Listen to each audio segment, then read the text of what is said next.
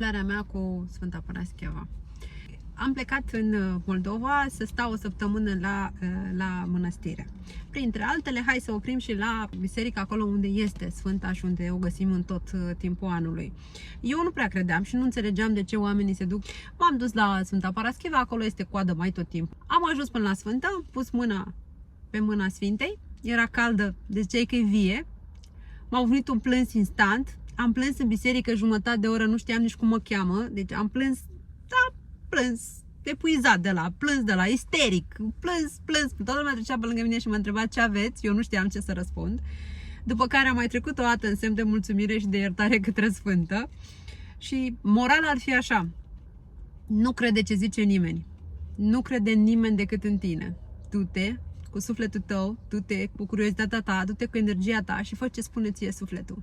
Timp să faci ceva cu sufletul, fă-o. Este calea ta și este drumul tău. Nu are nimeni ceva să-ți spună, nu are nimeni ce să te oblige să faci, nu are nimeni ce să-ți reproșeze. Simți cu sufletul, fă-o. Și dacă ai întâmplări legate de sfinți, scrie-mi-le în comentarii. Chiar mi-ar place să vorbim. Te pup!